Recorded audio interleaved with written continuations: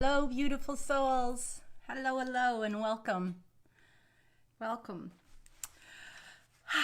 Episode 101. Yes, my favorite number, 11. Master number, actually, in numerology, is 11, 22, and 33. Usually in numerology, you add things up, like 2020 would add up to 2 plus 2 equals 4. Which sort of signifies that foundation of 2020. Same thing with your birth date and your birth month and your birth year. It is really interesting. I really have an affinity for it's created an affinity for numbers with me. I grew up with my mom, and she had an affinity for numbers as well as energy, as well as she would read her friends' cards. So they didn't really have the abundance of oracle cards that we have now, but they just used a basic deck. And so I grew up with the Houses of the Sun, I believe, or something it's called. I was devastated. I thought that I had lost her book when we moved her into the care home. And 10 years later, after she passed, I found her book. Isn't that interesting? Anyways, my name's Deborah O'Neill, and I am the CEO and founder of BlissBee.me, Integrative Holistic Health. I'm here to share because I care. And we are now at we've come to the top of our internal, our physical energy system. And now we're moving into we're going to do a review today of where we're going to go with that. Because when I first started, I showed you this picture of involution and evolution. So our evolution is our upwards spiral, our upwards vortex or vortice, whatever you would like to call it. It's moving up the energy body from matter, from the physical earth, from that physical place up into the unseen world. And then once we do that, we also have that line of involution that's coming down. That's the places where our ego gets in the way and where we have our opportunities of self-sabotage.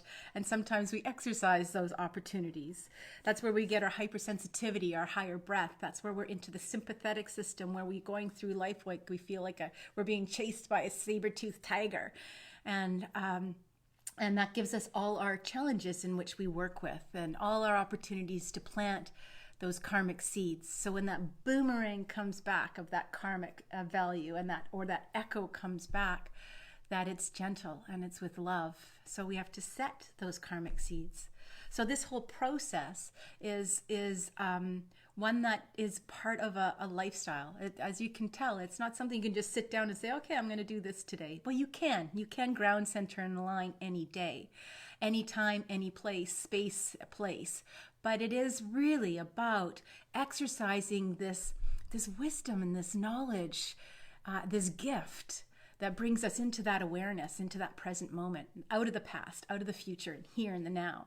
So when you look at the evolution and the involution, where we do all that work, that also is our point of manifestation. Because if we are going to be in hypersensitivity, if we are going to be in that place of fight, flight, freeze, collapse, if we're going to be in that place of self-sabotage and ego, then that is what we're going to manifest. So that's why we're here, is because I think we want to change what we manifest. We want to change the boomerang and the echo of our karmic seeds. We want to, you want to, I want to, you want to live with more higher consciousness and evolve and manifest and evolve and manifest and evolve and manifest day in and day out. And appreciating and becoming aware of every step of the way, that little bit more of enlightenment, if you will, that little bit more of bliss. And knowing that we are entirely at choice. We have free will. It may not seem like it sometimes, but we do. Because our free will reigns in our own consciousness. That's paying attention to that 95% of us that is our subconsciousness, working with that 5% consciousness and being aware of what those two are. and how they are showing up and running our world, my world, your mind, my mind, and taking that back and knowing we are not our thoughts. I am not who I am here right now. I too wish to evolve. And that's why this is a great community and a great journey, because we are more accountable. Even if you're sitting in front of your phone watching me and I'm sitting in front of my phone talking to you, this energy is still here. I can feel it. I hope you can feel it. You give me energy. I give you energy. We're not vampiring each other's energies. That's part of the ethics of energy and exchange.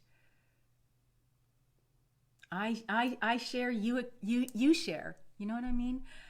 I share my share button, you share your share button with somebody else. So I have a special treat today. I have a new drawing.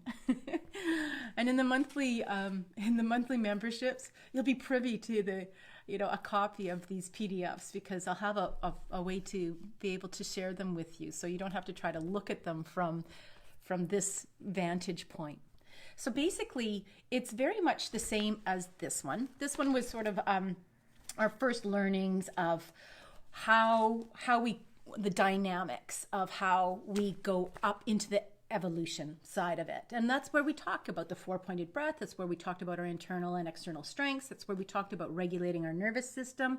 And that's where we talked about the butterfly regulating, the hand regulating, the breath regulating. That's where we learned about the parasympathetic nervous system, the deep diaphragmatic breath, bringing in that calm, and also recognizing that chest breath. So that was the dynamics. And now we did talk a bit about how the involutionary side, that self-sabotage, how we can become more aware in our consciousness, conscious awareness.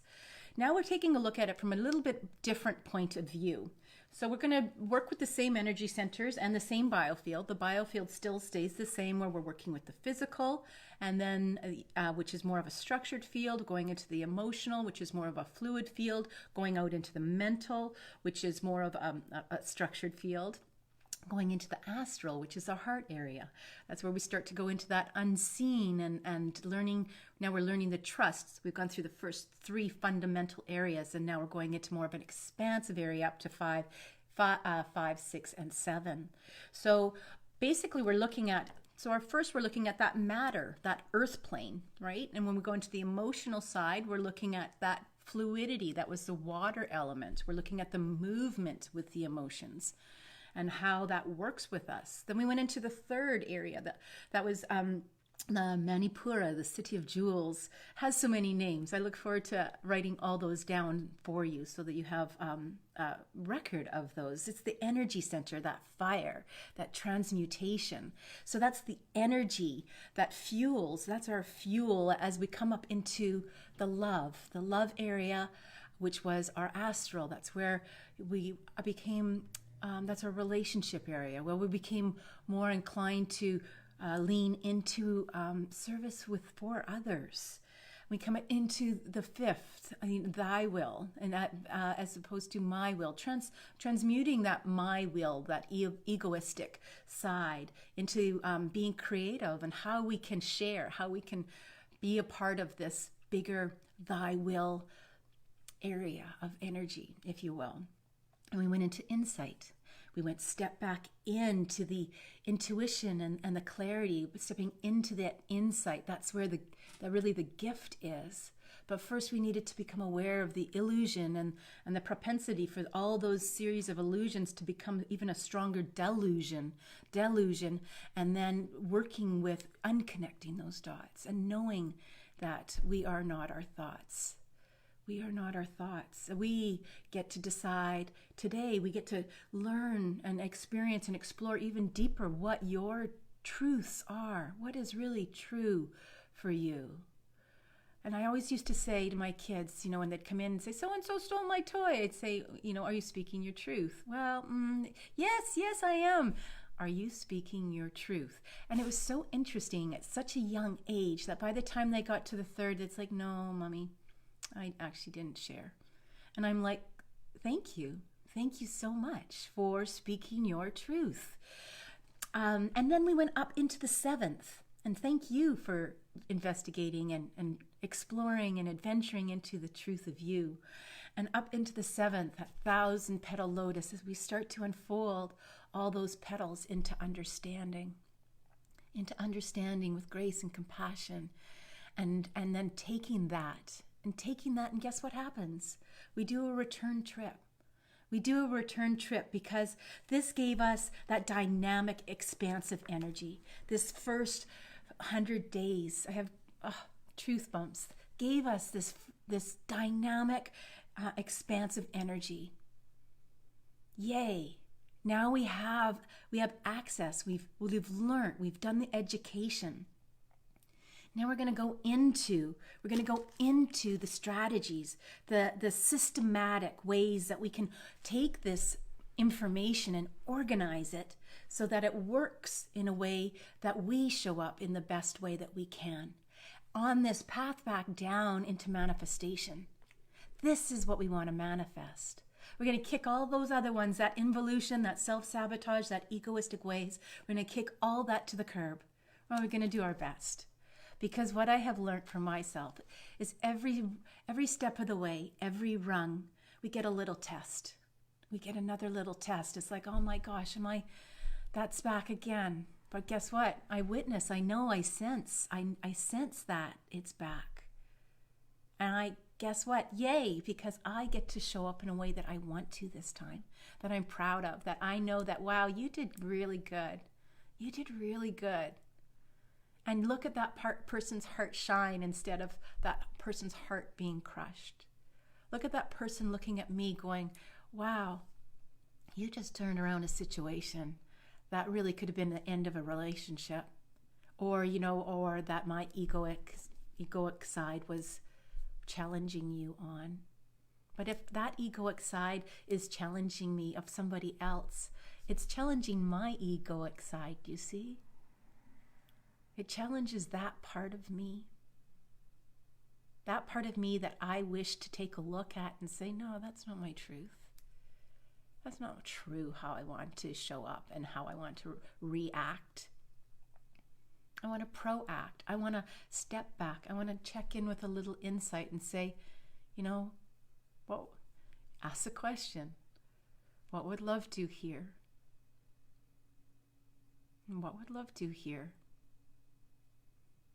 My newest one after my question, most commonly, somebody just asked me what my recent question was. I think it was just yesterday or the day before. And I've been participating in obviously a lot of work for myself after going through 3 different surgeries. And it was time to change. If I do keep on doing what I've always done, I'm going to get what I've always got. So I knew somewhere something needed to shift. Because when I looked at the ovaries in sort of the body spectrum and what part of the body it is in, then it's, sometimes it's seen in the second, in the water, in the emotional area. So it's all those things that I said were okay that were not okay. It was one big BFI, those big blue garbage cans where I stuffed everything. And I knew I needed to change that. I knew I needed to strengthen my boundaries. And that was hard. That was hard not only for me, it was hard for the people that I needed to strengthen those boundaries with. And slowly, over the course of a year or 2, we're starting to understand what boundaries are for me and respecting that on that side. I also had to take a look at the next layer up, 3, that fire. And what part of that was not transmuting? Was I not transmuting those emotions when I thought that I was? When I thought that I was, I needed to do more work in that area.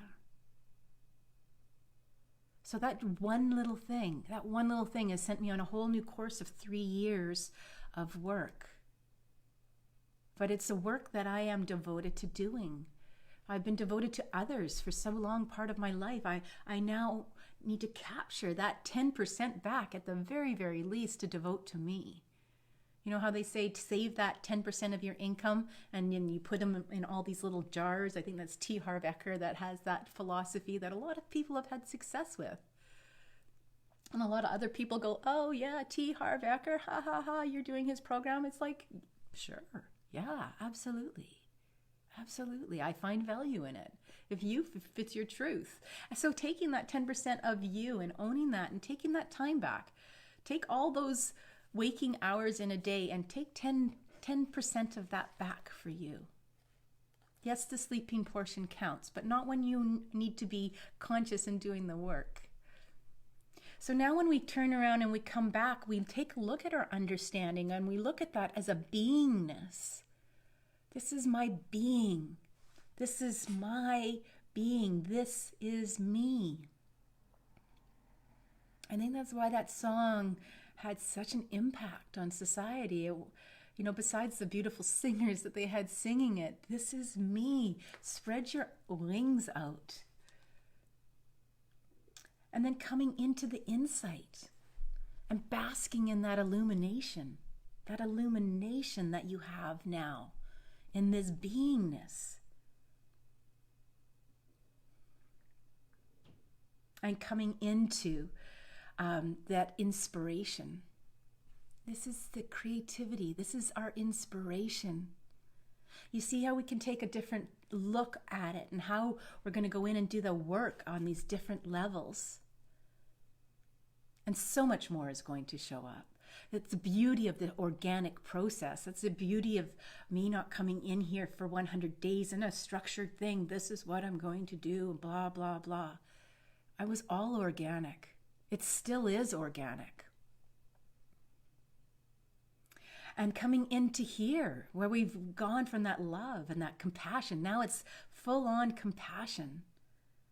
And here the fire is transformation, transmutation, transformation. And coming into the second, that emotional, where we have that movement, that's the connection. And where we bring all this comes with, at the same time, comes with into that point of manifestation where we bring it into the physical reality. So as much as it seems systematic, it's so very organic and it's so very fluid, but it is a lifestyle. It is a lifestyle. It's a lifestyle of bliss. It's a lifestyle of education. It's a lifestyle of embodying it. And it's a lifestyle of being it. And that higher awareness, you're going to notice what's in my emotional field, what's in my mental field, what's in my astral. You may not think of it in those terms, but you're going to have something's up. Something's up. And being able to step behind the veil, leaving those thoughts as they come and they go, not engaging in them as we go into stillness. Whether you're mowing the grass, whether you're washing the dishes, whether you're putting gas in your vehicle, whether you're riding a bike, whether you're walking, contemplative walking is so delicious. You can do it in a circle, just in your backyard or in a park, you know. It allows that remembering to bring your place into that stillness. So I wanted to share with you my artwork today.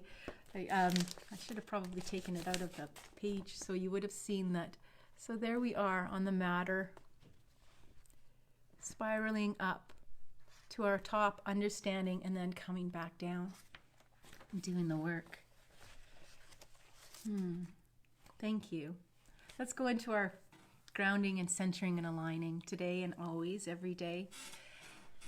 And then we'll go right into the outro and our mantra meditation. So feeling our feet on the floor, bring it down into the 4 points of your feet. Feel them, spread your yoga toes. Do a little grasp on the floor like a little gecko or something. And then take that etheric line or those tree roots. If you can find that beautiful tree, if you've got a window that you can look out, and just find that tree and be that tree. Just like in shamanism, go down those roots of that tree, but you stay here. Allow those roots to go down to the central core of the earth as we wrap those etheric feet or tree roots around that crystalline core. See that brightness, that velocity of that power of the central core of the earth as it shares with us continuously every nanosecond of every day. She shares her energy. Let's pull that up. Let's pull it up into the bottom of our feet. See if we can evenly bring that red energy up both our legs. And if we don't, we get a little jiggy on one leg.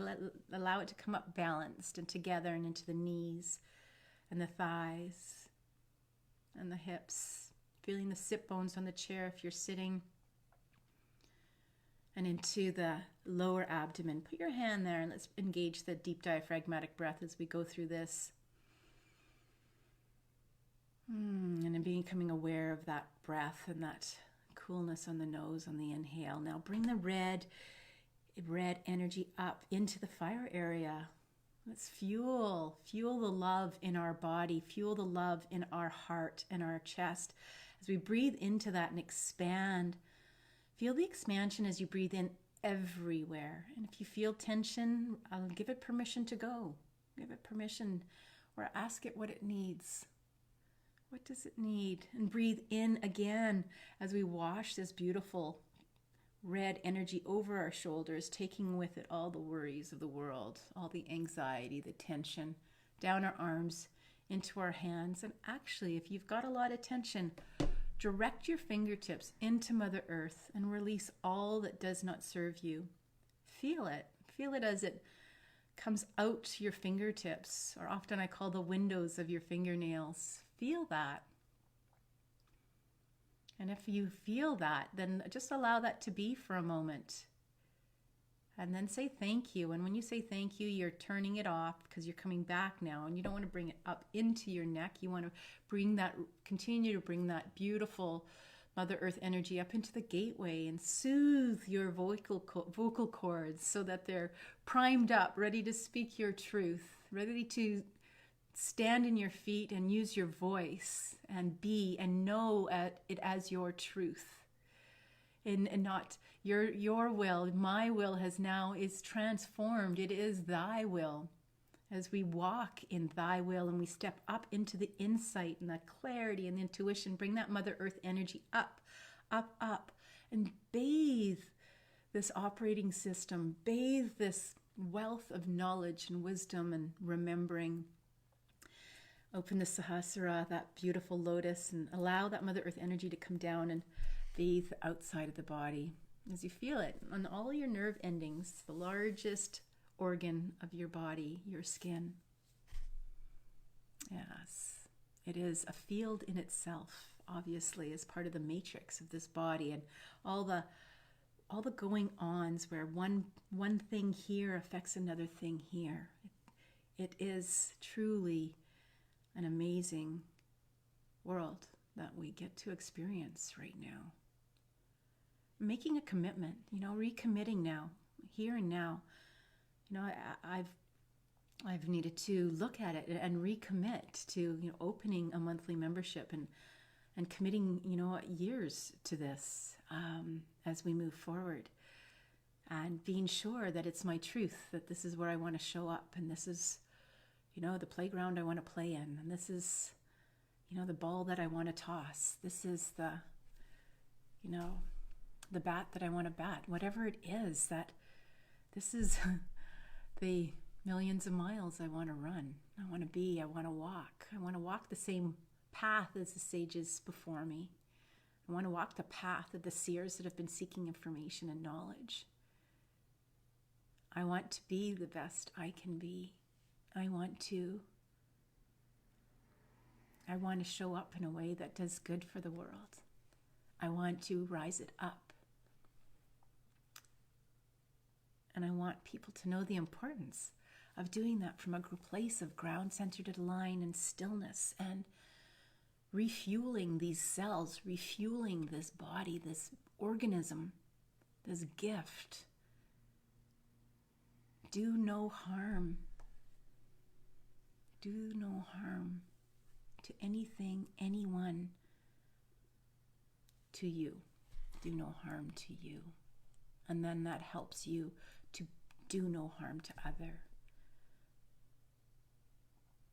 Going into our mantra meditation, let's make sure that we're engaged in our deep diaphragmatic breath. Let's take 2 minutes here and go into that place of stillness and step behind the veil. And allow those thoughts that come up, just so to naturally come up, just to put them on the train, put them in the bubble. Make a commitment to yourself right here and now. You want to do this work. You are here. You're here for a reason. You're here because your time is now to step into something bigger. You are the gift. You are the gift to this world.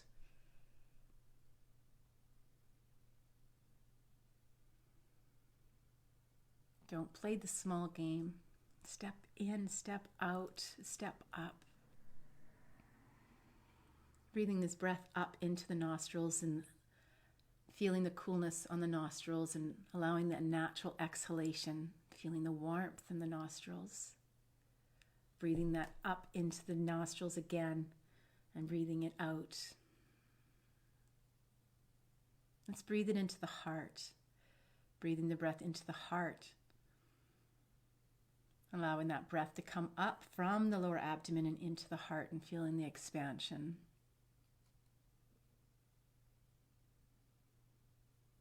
If you find you're having a hard time breathing into the heart, think of something beautiful. Think of something that you really love.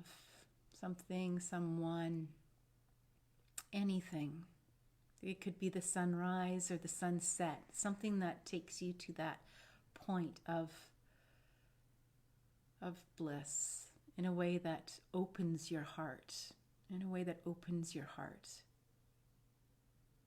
There's a lot of things that can take us to that point of bliss, but in a way that really feels like it's activating that expansion in your heart. You can feel that it's coming out from the front and the back of your body at the heart level.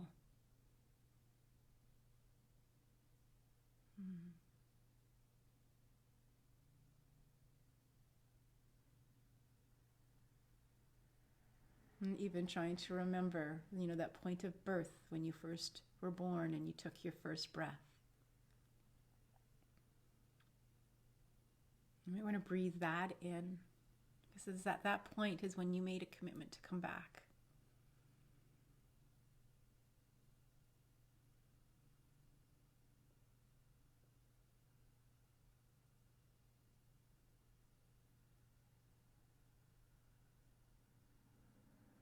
And breathing in the so and exhaling the hum.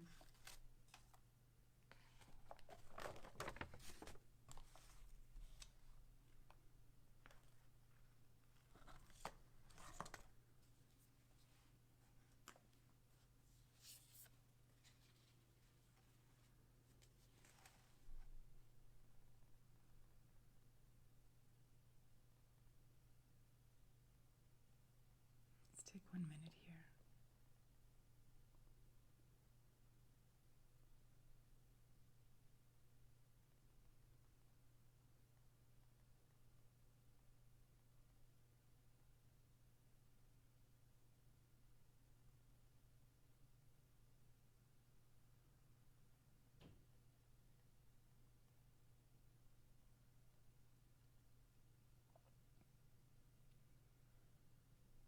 I'd like to remind you that if you found value here and you think someone else would, I'd invite you to share it. It gives a nice little preview of where we've been, or a review of where we've been and a preview of where we're going, so that we can get ready to take that next step into the monthly membership. I was up way late last night working on GarageBand, of all things, figuring out how to do some beautiful meditations. Oops. Maybe I stayed up too late because the mother's offering is rest. All difficulties are solved by taking rest in the divine's arms, for these arms are always opened with love to shelter us. All difficulties are solved by taking rest in the divine's arms, for these arms are always opened with love to shelter us. We are not alone, right? We've always got support. There's something keeping us attached to the earth, and there's something that's keeping us connected to the universe. I just realized we didn't complete our grounding, centering, aligning. So let's just take that moment to connect to that divine and into our centering and taking that higher line up to divine. God, creator, source, energy, the place of many names. And that's what these cards are referring to, that place of many names. So if something doesn't work for you, you're the boss. Change the word. Change the word. I'm inviting that gold and white light down. Opening that portal of the 7th, allowing that 1,000-petal lotus to bloom and receive, open to receiving permission to heal. And bringing that right into the chest and the arms and the hands and the lower abdomen, the hips, the thighs, the knees, the calves and the feet. Bringing those two energies together.